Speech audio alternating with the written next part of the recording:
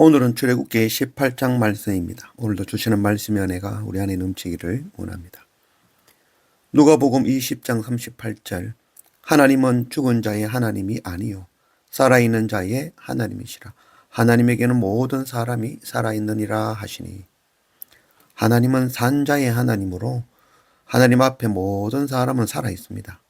아담도 노아도 아브라함도 바울도 중3 때 하늘나라에 가신 선친도 지금 하나님 앞에 살아있습니다. 우리는 이 땅에 살아있으나 죽으나 하나님 앞에는 산 것입니다.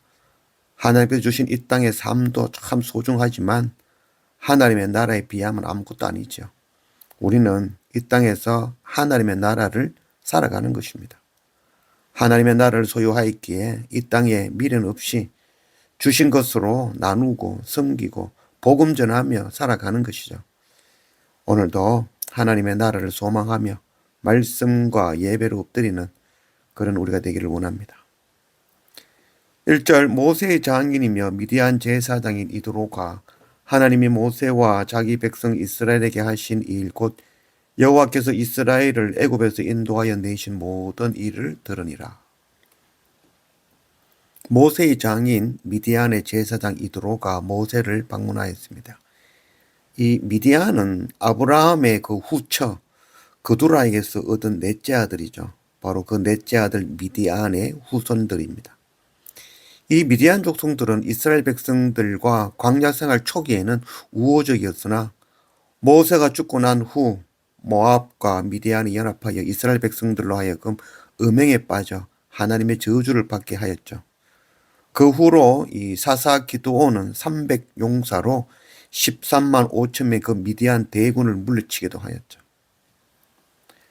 8절 모세가 여호와께서 이스라엘을 위하여 바로와 애굽 사람들에 행하신 모든 일과 길에서 그들이 당한 모든 고난과 여호와께서 그들을 구원하신 일을 다 그 장인에게 말하며 이드로가 이르되 여호와를 찬송하리로다.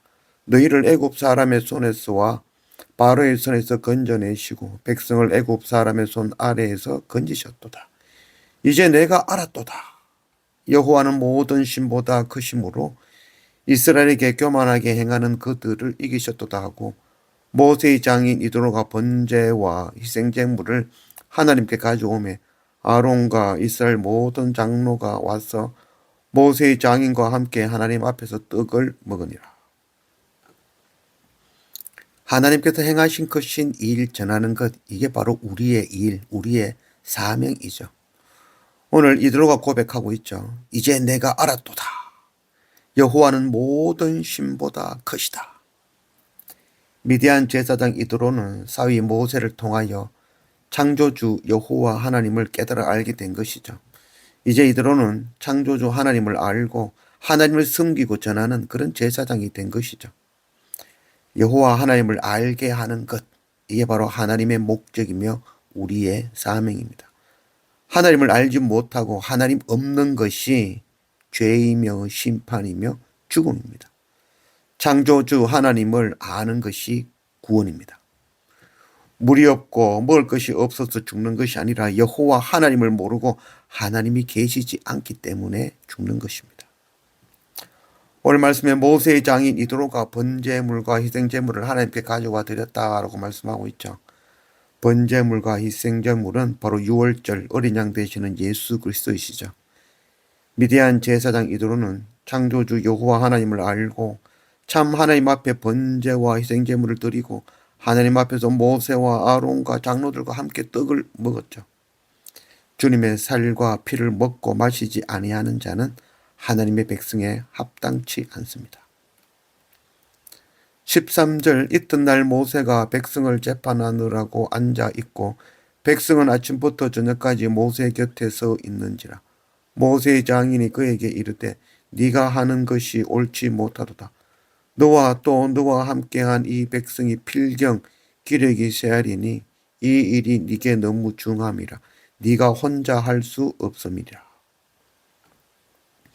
다음날 이드로가 모세가 하루 종일 이스라엘 백성들을 재판하느라 정신없는 것을 보고 혼자 하려 하지 말고 지도자들을 세우라라고 가르쳐주고 있죠.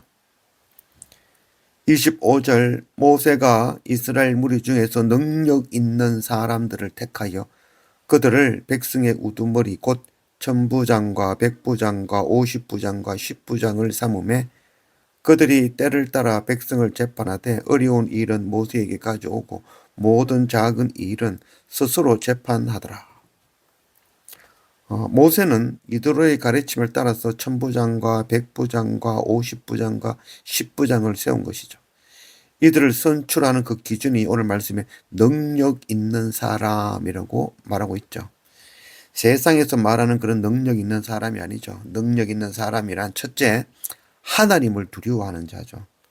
하나님을 두려워하는 자는 재능과 인격과 겸비한 자로 창조주 여호와 하나님 앞에 믿음으로 서 있는 자입니다. 둘째는 진실한 자입니다. 사람의 눈에 보이는 자가 아니라 마음으로 정직하며 성실한 자인 것이죠. 셋째는 불의한 이익을 미워하는 자입니다.